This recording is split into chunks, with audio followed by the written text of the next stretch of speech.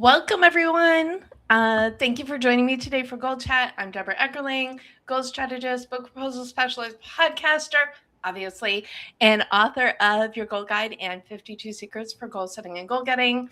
You can't reach your goals on your own. You need your people. So every week I bring together some of my people to dive into the topic. And you might be watching this as Goal Chat Live. You might be watching the replay. You may even be listening to us as the Goal Chat podcast on the Marketing Podcast Network. But no matter how you found us, we are so glad you're here. And today we are celebrating Pride. And I'm super excited. And two of my guests are the reason we are doing the panel today. But before I digress on that, I feel like I should introduce them to you. So we've got, and I'm going to totally mangle it, even though I practiced, Diana Greshtchuk, Monique Impagliazzo, so close, and Duncan MacLeod. Thank you so much for having a really easy name. I was inspired to do this Pride Goal Chat because Diana and I were hanging out at Hamburger Mary's for one of their fundraisers, and then the next day, Duncan was part of the Women's National Book Association San Francisco chapter Lunch and Learn on Pride, and I was like, I didn't schedule a Pride panel. Oh, well, that's easy enough. I am the queen of Goal Chat. So I'm sorry for the people I bumped for today, but I'm not really. I'm just really excited to celebrate Pride with you all and let you tell us, allies, how we can also celebrate you. Yeah. Okay. So great panel, awesome people. But I'm going to let them introduce themselves. And let's start with you, Diana. So please share who you are and anything else we need to know, and then we'll jump in. Sure. Hey, everyone. I'm Diana Greshtchuk. I am the founder of Fan Your Flame, LLC, which is a financial literacy coaching business. And that is sort of an on-the-side thing that I do. I have a day job in private equity based in Los Angeles that does investments in sustainable agriculture, water, and renewable energy. I'm on the board of two nonprofits, one of which Deb mentioned, had a fundraiser just this Pride Month at Hamburger Mary's. That one was called Everyday Action. And I'm also on the board of the Point Foundation. And the Point Foundation is an LGBTQ plus scholarship fund. So it's also great to give back to the community in the two board positions I do. And I do a lot more, but I think those are the big ones. I'm also an executive producer of the documentary that won many awards, Show Her the Money. Amazing. And I met both you and Monique through Katie Chen, who is one of the people in 52 Secrets. And then we just kept running into each other everywhere. So I love when that happens, and I'm excited to get to know you guys better today.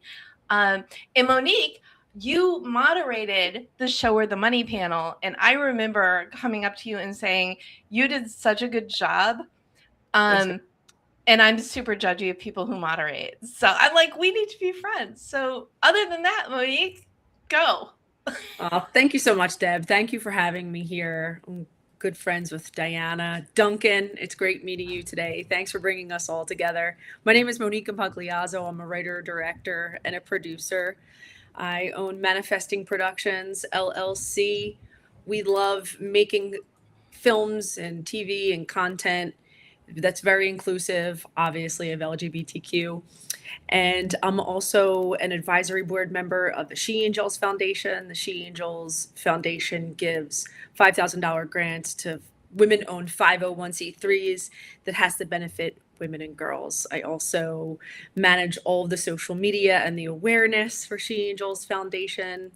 And it's definitely a foundation that's very near and dear to my heart. Also, Everyday Action, I know a lot about too. Catherine Curry Williams, who is the president of the She Angels Foundation, sits on that board, right, Diana? I think along with you, or somehow involved. So. And then I'm in She Angels as well. So and Diana's also, yeah, and Diana's a part. I'm plugging Diana. Diana is also a part of the She Angels Foundation, which is an incredible organization that we can maybe give more information about, Deb, at the end. But sheangelsfoundation.org. You can find us on Instagram and Facebook. So it's another great organization. And Thank you for having me here today. I'm working on a short film that I wrote. I'm going to produce it and direct it, called Pinky Swear. And it's about a 40-year-old woman who travels back to her childhood bedroom and faces the trauma with her little girl self, that trauma that has been holding her back her entire life. So that's the project that I'm working on right now. A few others, but I think we'll get into maybe a few others during our conversation. So thanks for having me, Deb. Wow. And I'm going to, as I bring in Duncan, I'm like, okay, Duncan, do at least 5 things. But actually, I happen to know that you do at least 5 things, right? In addition to the fact that you are co-founder of Books That Save Lives, which is the proud publisher of 52 Secrets. So That's go. right. Yay. So I have to say 5 things about myself? Is that what you asked? No, I'm saying I bet you do at least 5 things because I know you want to keep up with Diana and Monique. I'll do my best. Okay. Yeah. Who are you? I'm good. I'm the CEO, CFO, and COO. So there's 3 things of Yeah, we're Books That Save counting. Lives. I am a survivor of business school trauma. I went to USC Marshall School of Business as a creative queer guy, which was really interesting. So I'm putting what I learned to good use. And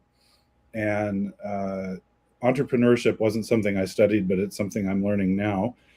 I also sing, play music. I made a documentary film about Mexican wrestling. I'm an author, and some of my books are there behind me. And my most recent book is something that I had originally done for my coaching clients when I was coaching financially, which is something Diana does. I am too busy to coach now, so this book is the substitute. It's called Money Magic: Easy and Surprising Ways to Not Be Broke. And it's just the reason I still bring it up in a queer context is because I was I'm an only child, and I thought, gosh darn it, I have the best name if I could just be Uncle Duncan, and I'm never going to be an Uncle Duncan. Well, I'm married now, and I am an Uncle Duncan. So Yay. I have, I don't know, like 6 or 7 nieces and nephews. So this book is written by Uncle Duncan, the Gunkle, for his world of nephews and nieces out there that need to learn how money works and how to get out of debt. So amazing. Yes. And I realized as I pulled you into the panel that you and Diana did have that in common. But also the fact that we all do as we say in Hollywood, we're all Angelinos, multiple projects at various stages of development. Is that not the Hollywood way to do things, right? And multi-hyphenate. What? The multi-hyphenate. Exactly. Yeah. And I'm thrilled to have you all here. Again, we are celebrating Pride. I am not LGBTQ, but I am a proud ally. So I'm thrilled to have you all here. And we're going to just start with the basic, easy question, which is, what does Pride mean to you? I know it's very, very, very clear. Diana, do you want to jump in first? Sure, I'll kick us off. I think, I've thought about this question a lot, and every year I think it changes because I'm a new person every year and I'm a different iteration of myself. And this year, Pride for me has been really about embracing my vulnerability to be visible. And, I've been a very visible person in the community. I've been out as long as possible. I have short hair, I have short fingernails. I come out to everyone just by saying what I do and who I help and what my mission and passions are in life. And especially right now with an administration that wants to silence and erase, I think it's more important than ever to be vulnerable and to be visible. So for me, that's what Pride is this year. I love that. Yes. And I think, especially with what's going on in the world, be loud, proud, and also, which we'll get into, let us know how we can support you, because I know you hate it more than I do, but I'm not thrilled with what's being done, what's going on right now. For me too, I think it's about the next generation. And having them see visible role models, people that are expanders for them, to let them know you can be in this space, you can be who you're meant to be authentically. And that's really important for the next generation, I think. Absolutely. And so being an ally that supports that is massive. Okay, Monique, what about you? Pride for me, like Diana, it's definitely taken on different definitions at different parts of my life. I came out later in life. I met someone at 33 and decided to come out. I had never dated a woman before. And that woman is now my wife. We're celebrating our 8-year wedding anniversary tomorrow. Can't even believe it's been 8 years already. We're together 11. And, you know, for my wife, it was very difficult when she came out. For me, it was a little bit easier because marriage equality had been passed when I came out. But, you know, you're always afraid that you're going to lose someone because people don't know you as that identity. So for me, pride means being obviously authentically who you are and loving who you are, and everyone else will fall in line. And that's how I look at it. I look at it that I'm married to a woman. I don't think that it's any different from any other relationship on the earth. Love is love. I mean, we say it all the time, but it's true. You love that person, they're your soulmate. And you're going to ask them every day for the rest of your lives, what do you want for dinner? Like, it's exactly it. We're about to have that conversation in a few minutes, Diana, when this call is over, my friend. So I don't see it as any different from any other relationship. It's just, for me, so natural. This has been my life now for a really long time. I can't remember my life without my wife in it. So that's what it means for me. It's a way of life, and it's basically supporting everyone, and those who aren't comfortable with coming out yet, we just need to really be there for them and help them through it and just really support each other. It's as simple as that. And you guys are like such cute twinsy couple. Thank you. And happy anniversary. Thank you. Duncan. Yes. What does pride mean to you? That's a good question. You knew I it feel was like coming. it got answered really well already, so now I'm struggling to come up with something that's even any different. I mean, I came out when I was 16 to my mother, and during right when AIDS struck. So there was just a lot of confusion around what pride meant, because there were so many bad things going on around, and yet there was this strength and perseverance during the AIDS crisis that kind of helped uplift my generation that was just coming out and figuring out who they were and learning about safe sex. And so pride itself, I guess, was going out there and saying, hey, I'm here I am. But I was, young and scared. And so I was more the people that Monique is talking about uplifting and being there for. I needed people like Monique to help me believe that it was okay. And then now, I've been with my husband for 20 years. We've been married for however long you can be married at this point, 14 years or something. And so just being out and gay, wearing my wedding ring. And then when someone asks about my wife, I correct them. Or, just little things like that, where I put a picture of me and him on his desk when I was working in the corporate world, and people would say, who's that? And I would say, that's Raphael. So it's about being who I am in enough of a visible way that it lets people know, hey, I'm a real person. And, in business school, I changed a lot of minds. So that's definitely pride too. It's just saying, here I am. I'm really different from you, and you better accept it. So.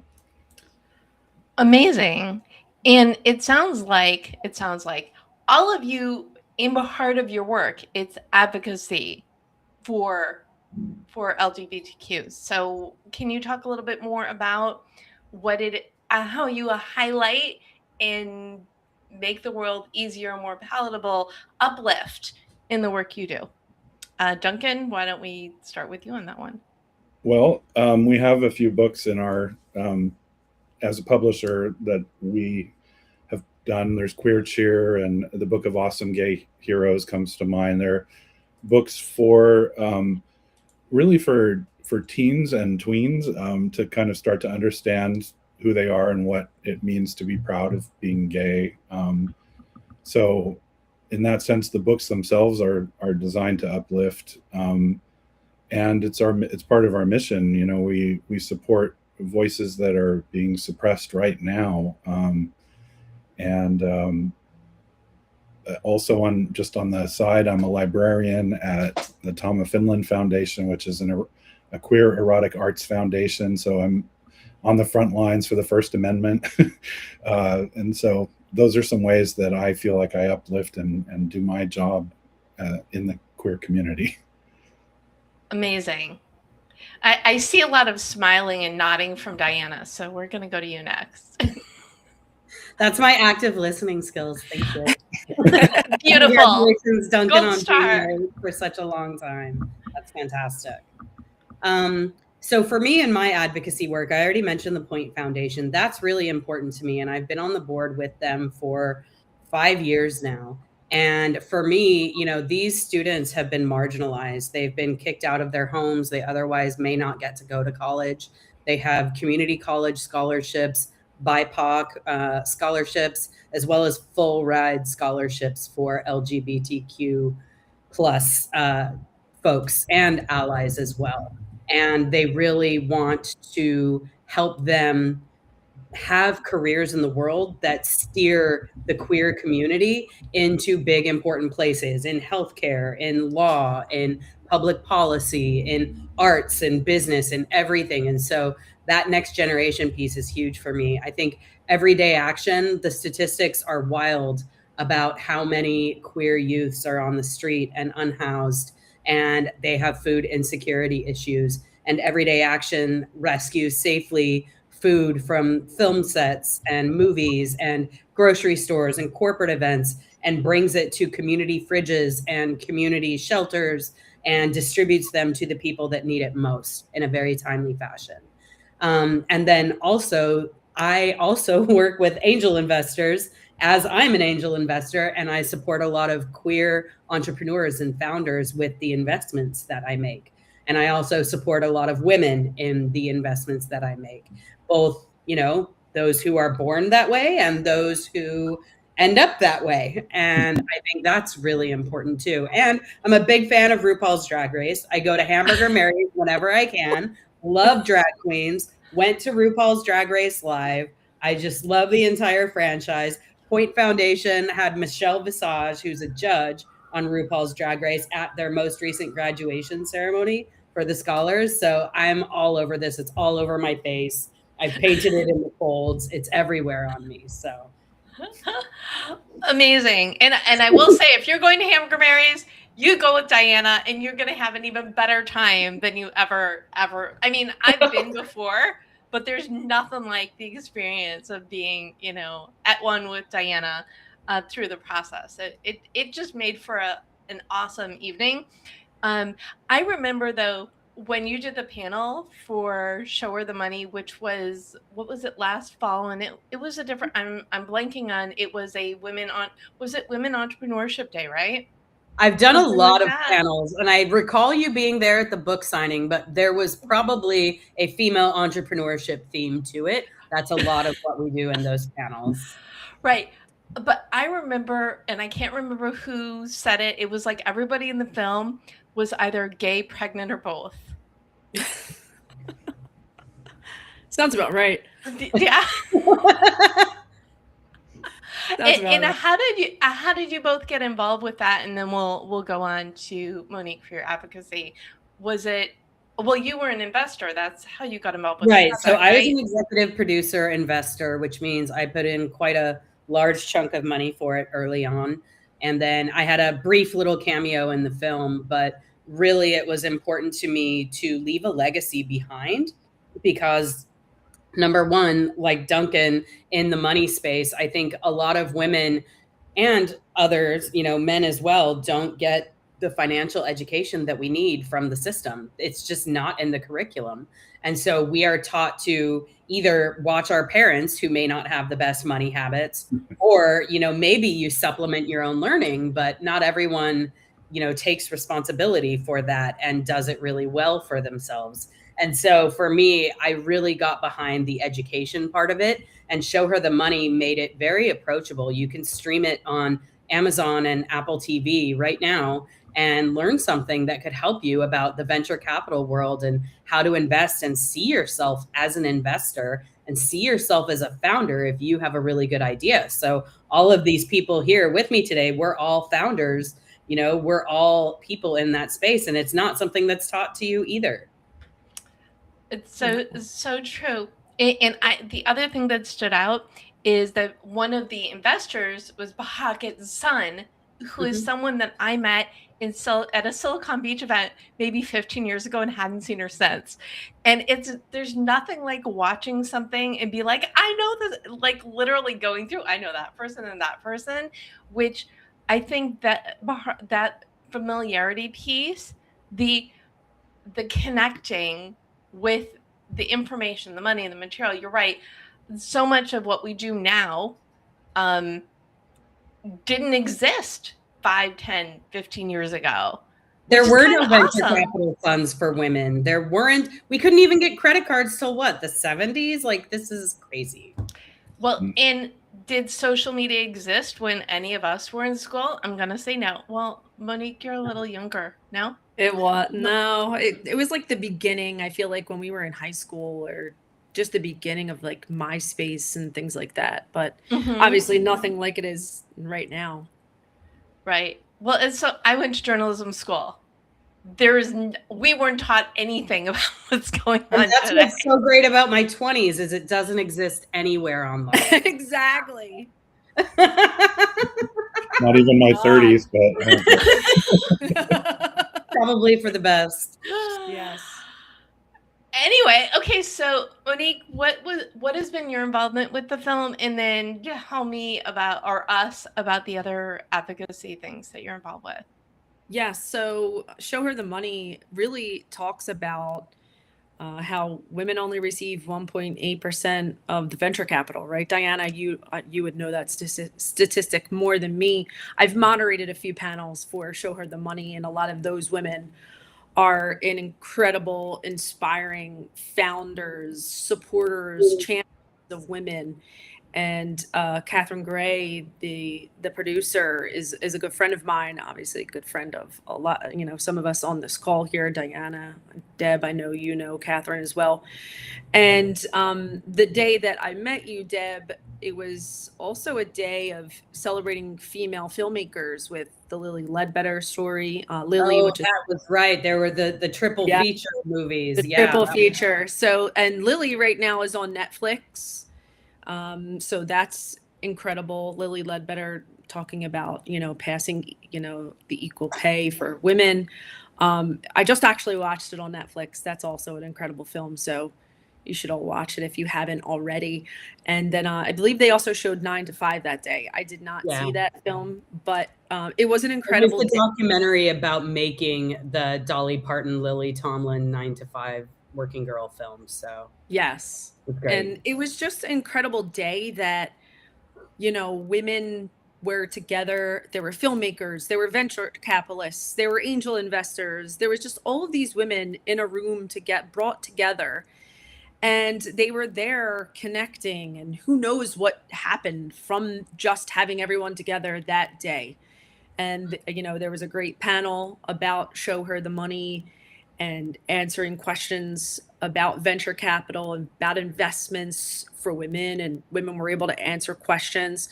So I got lucky with, Show Her the Money, got asked to do a panel at Sundance, and I went, and it was a great time. And I just keep on, coming back anytime they need some help.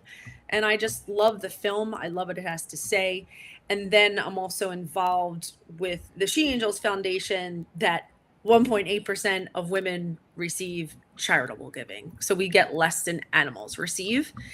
So that's another big statistic that we are trying to move the needle with. And through my filmmaking and my, along with my advocacy, it's all very important to me to support women, to support LGBTQ. I wrote a feature about it's a Christmas movie. It's a one of those hallmarky Christmas formulas about two women ending up together because we don't have enough content in reference to who we are.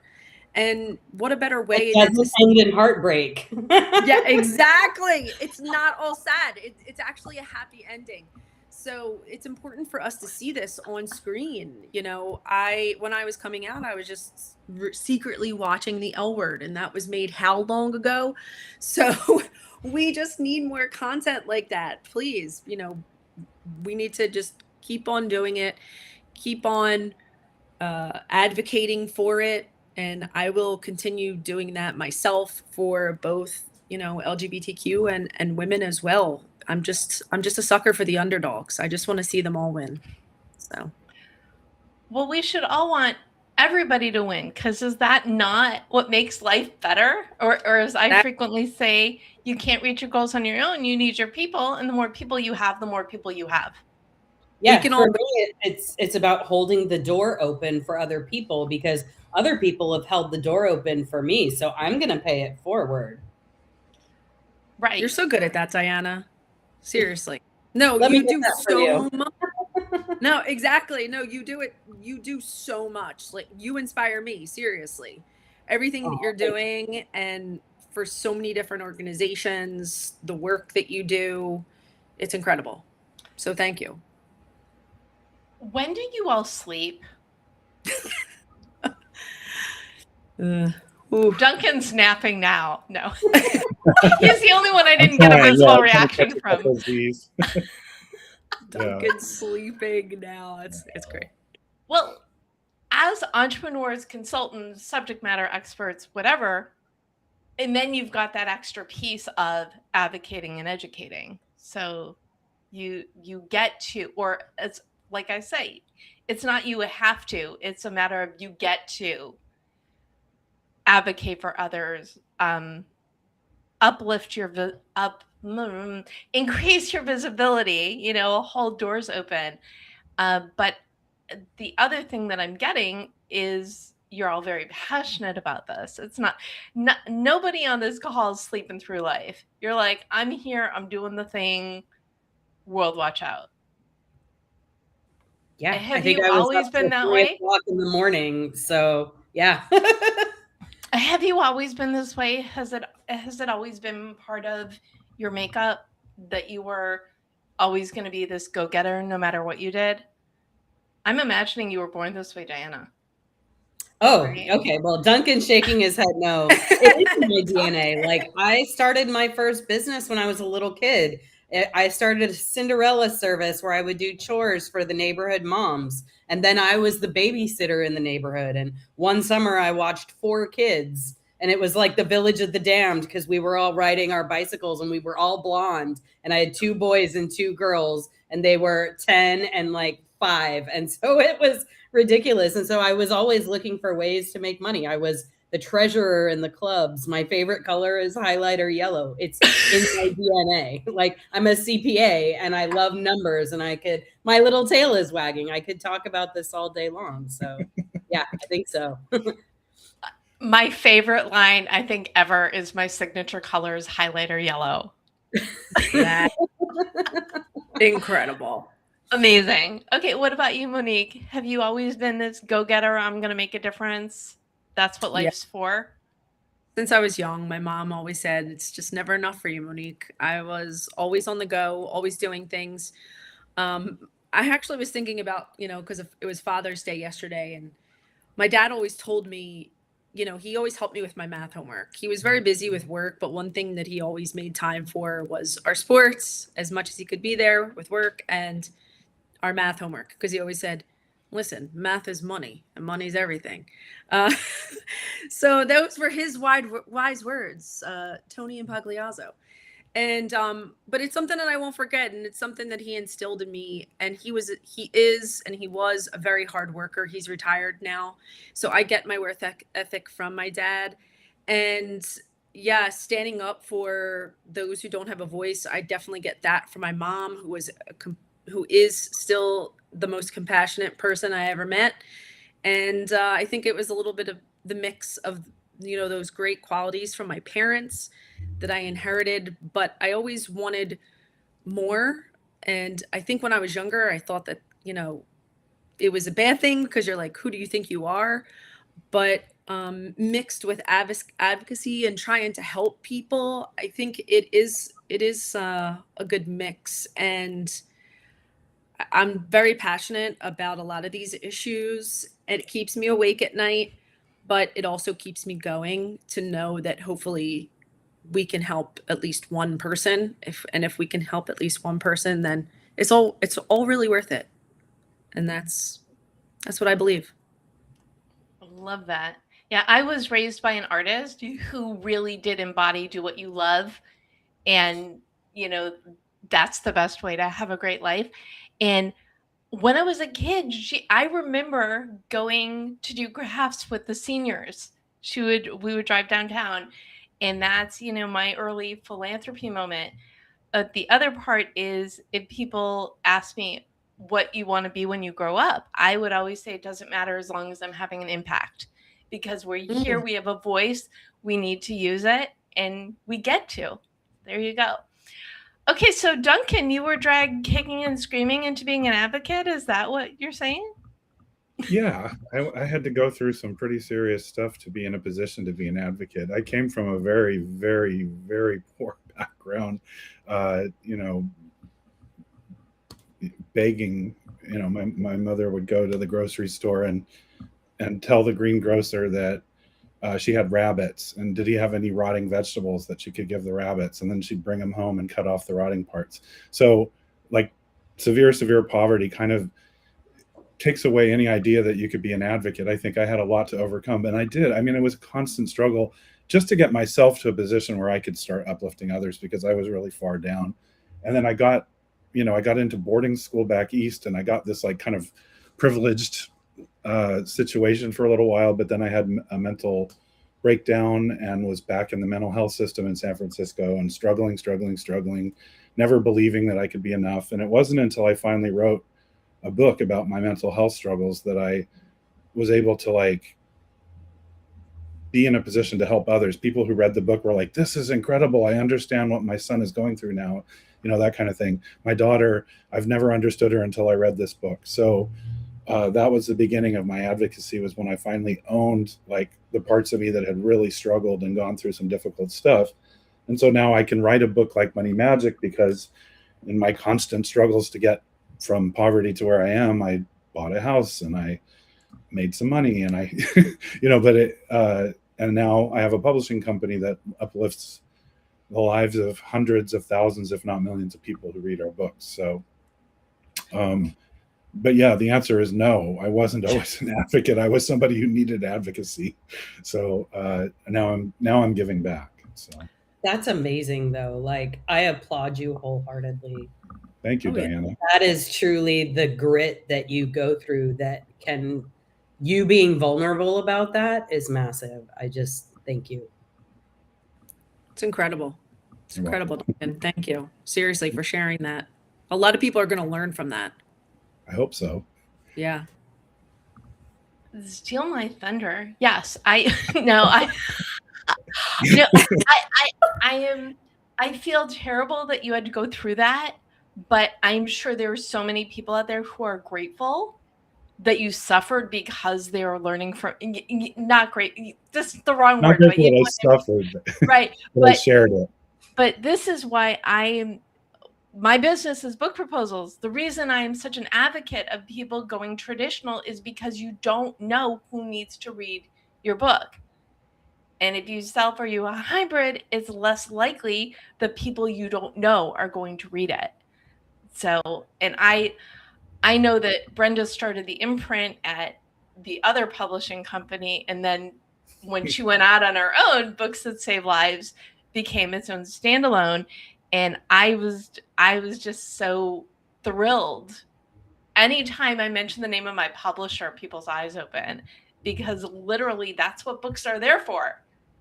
well, to Yeah. entertain and educate, but when you get to save lives with them, okay, maybe goals do or do not. That's a conversation. That's a different topic. But the fact that you're sharing stories that are going to help people be better, do better, and or live is huge.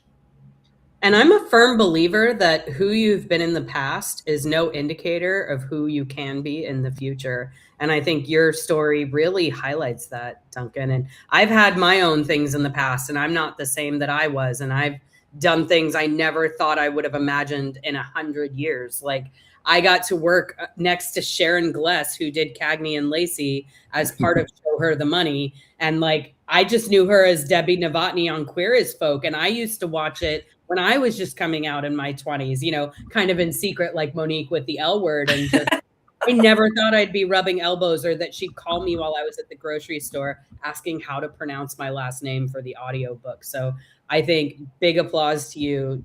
Who you've been is no indicator of who you can be, and who you are right now is no indicator of who you can be in the I will be. Who we will be. Great. Okay, now I need a story, Diana. Who were you that you couldn't imagine that you would be you?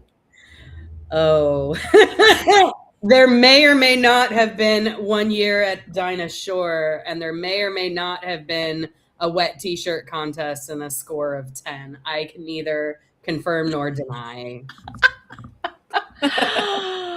I accept that as It an was answer. before social media, so I don't know. Thank God. Thank God for that time. But I think I'm in the Dinah Shore episode of The Real L Word in the crowd.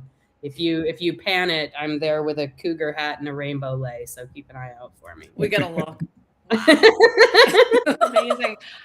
In all these resources, so if I do not already have a link for one of the gazillion resources that you're sharing, please send them to me so I could put them in the recap, which you can find at thedebmethod.com/blog. Okay, Monique, any embarrassing stories of your youth so you feel like you're one of the crowd? So many. I mean, where do we even begin? Listen, there's so many different stories, and I think that I can't even go back to one right now. It's just not coming to me. But I've been thinking a lot about taking risks lately, and how scary that is to take a risk, to move away from where you've come from, or to start that business, or to write that book. But this is all about risks, and we're going to fail, and that's where we learn the most, and it's going to happen whether you like it or not. So you might as well do it while doing the things that you want to do. That's all I got. But we don't build ships to keep them in the harbor, honey, right? Like, we build exactly out there and adventure and discover new things. Yeah, it's important. So what are you all most excited about that you're working on right now? Yes, I'm making you play favorites. What is that project that makes you want to build a boat? Duncan? Me? Oh, gosh. You, yes. I had to pick on you first at some point. You had to know it was coming. Well, I told you I work at an erotic arts foundation, and I don't know if this is inappropriate, but you said it's an open forum. But I have like a pet project, which is that when I was coming out, there was no internet, but there were these pulp paperbacks that you could get at the dirty bookstore, and that was how I found out what gay sex looked and felt like, even if it was probably an exaggeration.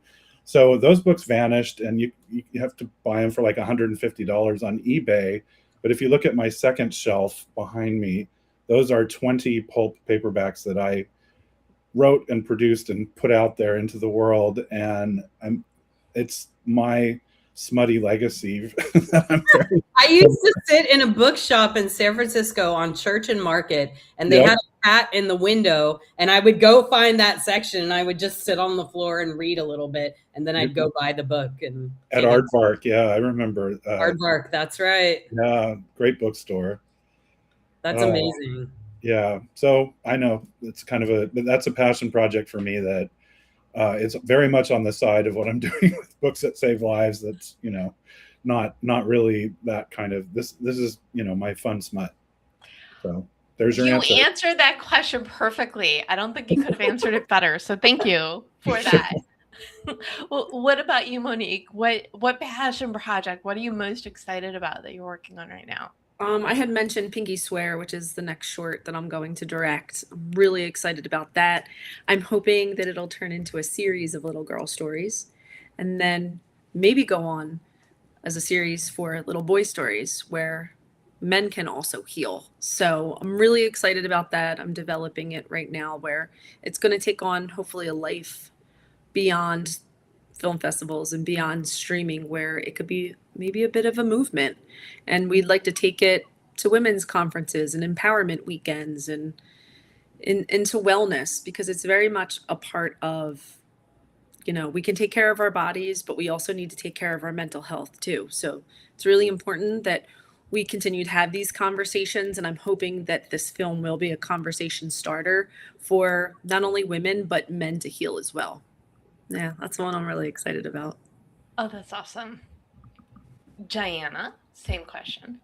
Well, I love, Monique, that you're doing inner child healing. I think that's been a really important part of my journey, all joking aside, coming to terms with what's inside and whatever, getting the coaching or therapy or EMDR or whatever healing you need to continue to show up in the world and have the impact you want to make is important. So with that, I think my latest passion project is something that, being a CPA, I pretty much know nothing about, but I was not a theater kid in high school or in college or anything, but I'm invested in a musical written by a Jewish bisexual woman, and we're hoping to get it to Broadway. It's called Millennials Are Killing Musicals. We just finished our run at the Colony Theater in Burbank, and I'm really excited to hopefully one day get it where it deserves to be on Broadway.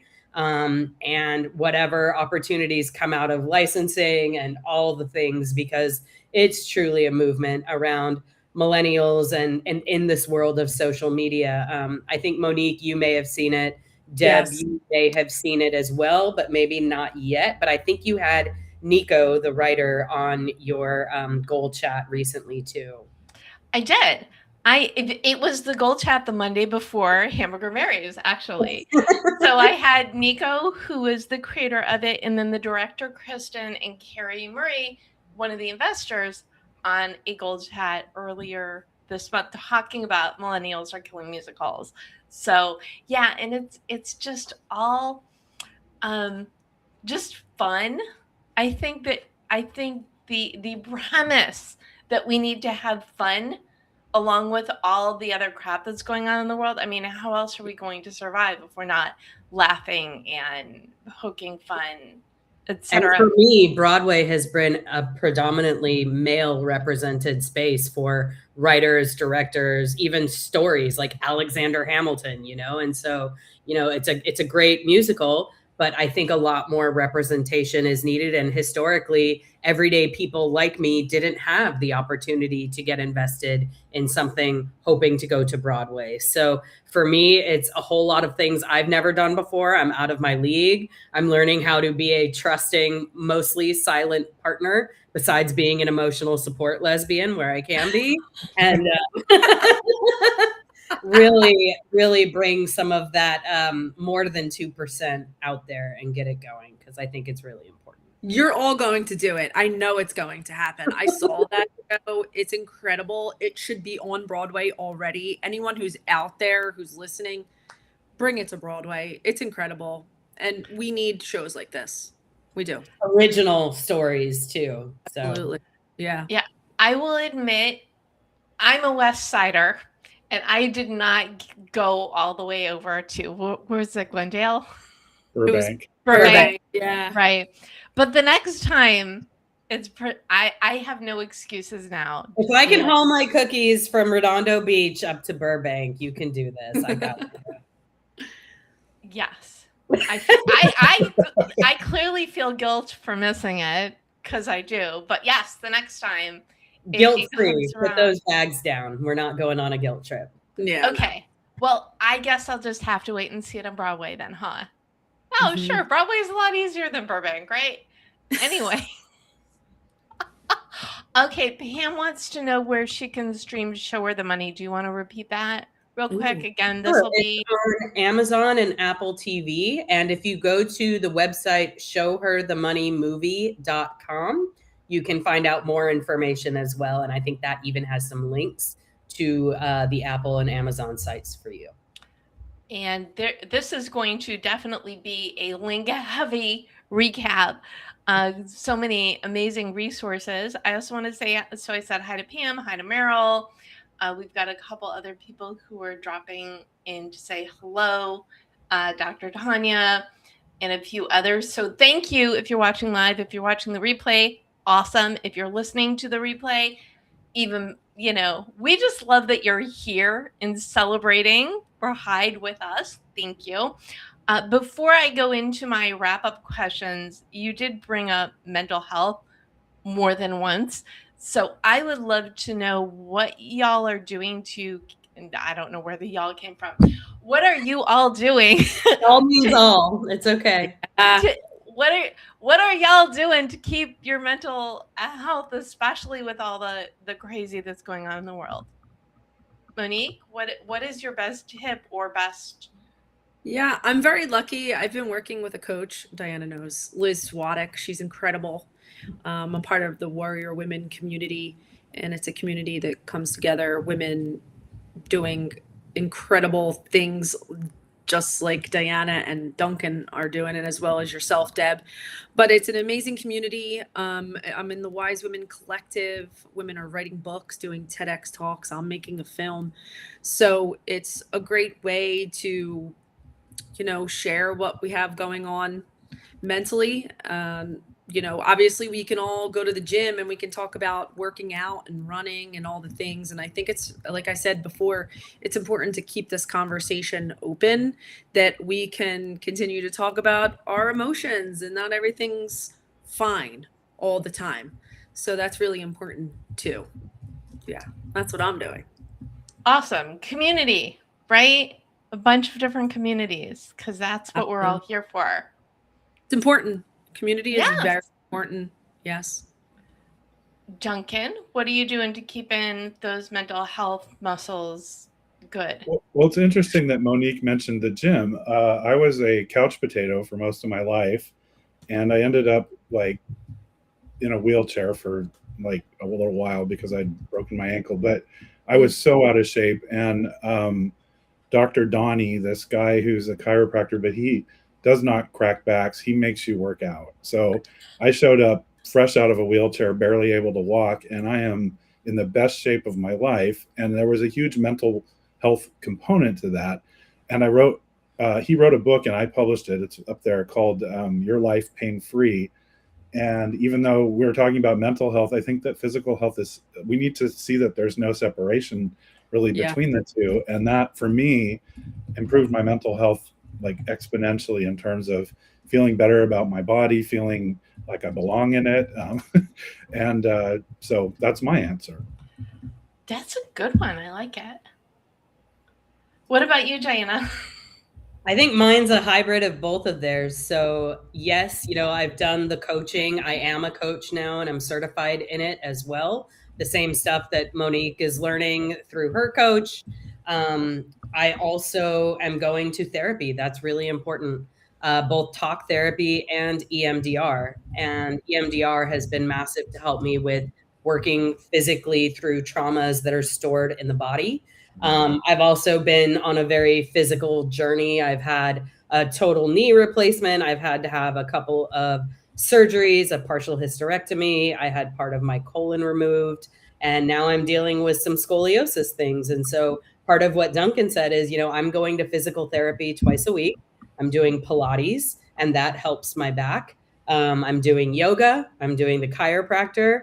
I'm doing Feldenkrais, which is a gentle skeletal movements and neural pathway reconnecting practice, and the chiropractor. And I do all of these things on the weekly. And so I think your mind leads your body leads your mind, and it's circular. So working things through your body and mind is the most important. Holding space for when an emotion comes over, give that emotion 90 seconds to flow through your body. It's like an ocean wave, and it'll hit. And if you surrender and don't fight it within 90 seconds, it'll be at least to a point where you can navigate through it. And that's what it sometimes takes with what we see in the news and what's happening all around us. Yeah. I practiced Aikido for many years, and one of the women in my class taught or practiced, was it Feldenkrais? Yes. Did I got your last names wrong, but I remember Feldenkrais. But the concept of Aikido is if someone is coming after you, you step aside and let them fall down. So it sounds very akin to what you were just talking about. So you need to find your balance, your harmony. And even though sometimes that's the last thing you want to do when you're frustrated. Right. Yeah, I think my big learning in all of this, and also it's a wonderful time to be medicated, by the way. So I'm also on fantastic antidepressants. I will say that. Yeah, but people are going to do what they do, and other people's reactions are none of my business. I can only control me. What were you going to say, Duncan? Oh, I was going to say I take this new. It's a prescription in Europe, but here it's a vitamin. It's called Calm Aid, and it's like lavender concentrate, and it calms your system down. And I need it right now because on top of normal stress, we also have the stress in the White House that's just killing us. So I think there's also Moon Brew magnesium gummies I found as part of the concoction. I've got an adrenal tincture that's out there. I've got some supplements for methylation. Like, there's all kinds of good things out there to support your body. Mm-hmm. Okay, and before we wrap with gifting goals, how can allies support you? What are more things that we can do to support Pride? Diana? All right, you're going to pick on me first for this one. Yeah. I think, when I was part of one of the big 4 accounting firms in Sydney, Australia, I helped start one of their enterprise resource groups for the LGBTQ plus employees. And there was an ally who joined because he wanted to and fervently supported that group. He'd show up and do the events, and he would speak when tapped about being an ally. And I think about him when you ask me this question, because it's about showing up and using your voice and using your platform, just like you've done today, to bring a Pride episode to show this is a safe space. We can have a safe conversation here. I think allies for me help me feel safe in an environment. Like when I think about the wars, allied territory is like, okay, I feel safe in this space. And that is what I think allies can do best, at least to me, is creating safe spaces to have the necessary conversations. Awesome. Well, thank you. And like I said, it was one of those things when I realized I didn't have a Pride episode, it was something I could fix really, really easily. So I'm so appreciative. Yeah, exactly. It was like, I'm not doing a Pride episode. I can. Bam. And sometimes choices are literally that easy. You figure it out, right? So thank you for your kind words and for being here today. Monique, what about you? I think it's important that you just support your friends, you support those you know in your community, your neighborhood, and just don't treat us any differently. We're just people, just like you. I don't know why it has to be so different. I mean, these are just people who are trying to love each other. Why is love being looked at as if it's a bad thing? I never understood that before I came out. I still don't understand it. And the best thing you can do is please vote. Please vote. Please vote. Mm-hmm. Yeah. Yes. That's going to help the most. Yes, agree. Absolutely. Okay, Duncan. Okay, so this question, it reminds me, I live in Los Angeles. I think we all do, if I'm not mistaken. This is an LA panel. Yes. Sometimes I get people asking me for a recommendation for a good hotel. And it's like, I don't know. I don't stay in hotels in LA, so I can't answer. So when asked how an ally can best support me, it feels like that. I'm the person that needs the ally. I don't know what the ally is thinking, feeling. Like I don't know that experience actually. So I guess I would just ask that you do your best to feel comfortable around me and to ask questions about, is this okay to say or do? Sometimes it's like almost hilarious what people are afraid of. I was in the Dallas airport a couple of days ago and I was talking to a guy and he said when he heard my name was Duncan, he said, I have an Uncle Duncan. And then I told that story about marrying Raphael and I could see that he felt awkward, like, what, like, how do I talk about you being in a gay marriage? And that felt kind of yucky, I guess, at first. But so it maybe, I don't know what advice to give him. It's like, be comfortable with it, please. Or, but how do you practice being comfortable with it, I guess would be the answer. So. Well, practice makes better, for literally for everything. You want to write better, write more. You want to be healthier, exercise more, take care of yourself. You want to be more comfortable, put yourself in situations and get comfortable. Yeah. I like it. You actually answered that really well. Thank you. Yeah, you don't have to agree, but you have to give basic human decency and respect. And it's like we're giving respect at all times too. And so I feel like that is the least that an ally can do, is be respectful. Well, I think that is, without getting too political, but we've kind of dipped our toe anyway, is we're living at a time where it is okay, says the people in the White House, to not be nice to everybody. I know I'm understating it a lot, but we have no control over that except for voting. But what we do have control over is that how we show up and how we support the people in our lives. And I mentioned holding the door open earlier. I think allies can do a wonderful job of holding the door open. Women didn't get into the boardroom until a man invited her in. And so, an ally can always hold the door open on opportunities and give them to new people that don't get them. And that I think is going to be big too. Okay, this is great. This almost counts as a goal, but we'll see. All right, mine double counts. I'm done. No, well, unless you've got something else, it's the overachiever in me. I already did the extra credit. I love it. Well, I think it's I wasn't going to pick on you first, but you brought it up, so I'm gonna.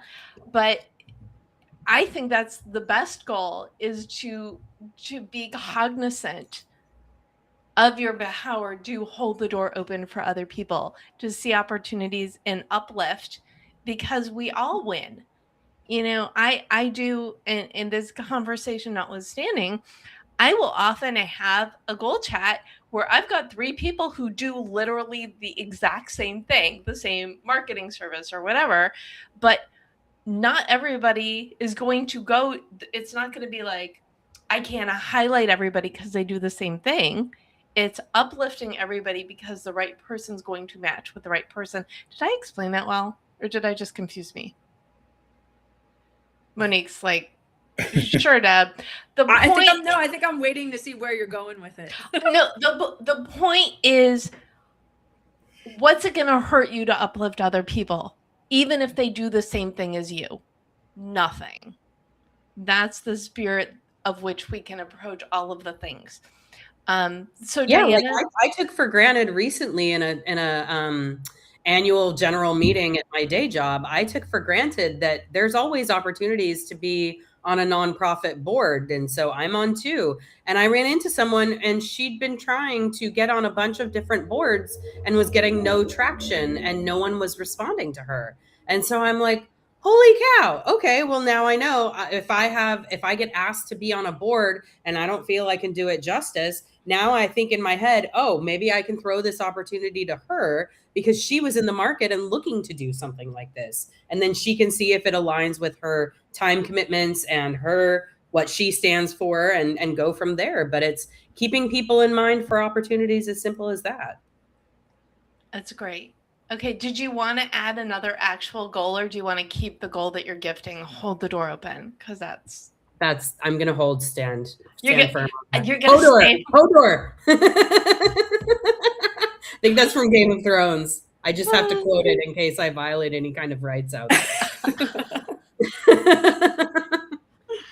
Duncan, what goal are you gifting? Okay, so I don't know that I got the memo on what that means. So let me. Do you want me to repeat myself? What a goal gift is? Yeah, what is something someone could do today, tomorrow, immediately to either make their lives better or make the lives of people around them better?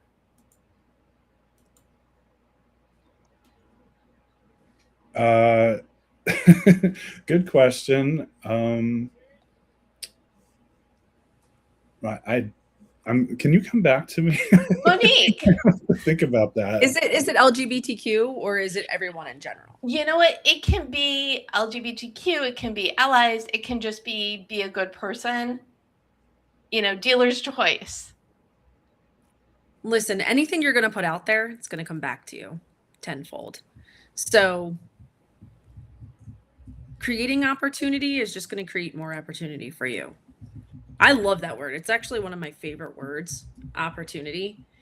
And I also want to create that for others because listen, it's all going to make this world better some way, somehow. And it's so exciting. We want to do things. We talked about having more fun, right? We all talked about doing that. And that's really important, especially, at this point, because things are always so serious. So have more fun, take risks, and create opportunities for yourself and for others. And that we're living that right now. Like you're a writer, you're directing, you're producing films that need to be seen. You're telling stories that need to be heard, and you're telling fresh new stories with endings for everybody. And I think it's from a lens and a point of view that only you have. Right. Yeah. You're unique. Everyone is unique. No matter we think, it's funny. We all try and fit in, but yet we're all unique because we're all different. We all have different experiences. We all come from different places. Different things happen to us. And that's what makes you you. And that's a good thing. Yes, I love that. That's one of my favorite rants, actually, is the people who say, do exactly as I do and you'll have the same success. No, we're all different. Just take a piece of what you learned from other people and incorporate that into your life. That was actually like the impetus for this book. It's like, no, don't do what everybody says. The secret is there is no one secret. So pick and choose and do more of what works and stop doing what doesn't. Okay, Duncan, did I give you enough time? Yeah, I had. I think I'm kind of torn in a couple directions, but I think I'll go with this one. I had this experience the other day in Montgomery, Alabama, going to a museum called the Equal Justice Institute's Legacy Museum. And I learned so much about what it meant to be Black in America, and starting with slavery and all the way through to prison. And there's so many museums out there that can do that for you. So my goal would be go to a museum for something that isn't part of your life right now, especially a queer museum like the One Archives might be a good theme for this one. And just learn what the struggle and the experience has been of somebody that's had a very different experience from you. That's good. Thank you. Mm-hmm. Okay, this has been such a wonderful conversation. Where can people learn more about each of you? Duncan? www.booksthatsavelives.net is where you can see all of our uplifting books. Excellent. And Monique, where's the best place for people to connect with you? Duncan, I love that name, by the way, of your website. Mine is manifestingproductions.com. Awesome. And Diana? You can find me on Instagram as Fan Your Flame LLC, on LinkedIn, if you can spell my last name, and my website for my financial literacy coaching business, because I make a lot of investments, but one of them is not a domain name without hyphens. So it's www.fan-your-flame.com, fanyourflame.com. Awesome. And if you go to the debmethod.com/blog, you will have the highlights from the conversation, the goals, the links, as many as I can cram into the digital space. I am so appreciative of all you for tuning in, but for the three of you for joining me today. What final thought do you want to leave people with today? Duncan, final thought? Be your authentic self, please. Nice that you said please at the end of it. What about you, Diana? Final thought? I hope you all celebrate pride in the way that feels good to you, that you feel pride in yourself, you feel pride in what you're doing, how you're showing up, the communities you're a part of, the people that you support. And I hope that you celebrate it, not just this month, but every month. Very well put. Thank you. And Monique, final thought. You're already unique anyway. Take risks when you thought you've taken enough risks. Take more, and then more, and then more. And have a good time. Have fun while you're doing it. I think the fun component is so important because, as we've said ad nauseum, you all are doing a lot of things, but you clearly love every single one of them. And I think it's with that spirit that you keep doing more, being more, helping more. So I thank you all so much for joining me today. Again, I am Debra Eckerling at the Deb Method everywhere on social media. I am live every Monday at 4 p.m. Pacific. And you can also subscribe to GoalChat on your favorite place for podcasts. Okay, go be unique, go take risks, but most importantly, support each other and support yourself. Go on out there, go for it, because we know you can do it. Thanks, everyone. Thank you, Deb. Happy Pride. Happy Pride. Pride. Woohoo!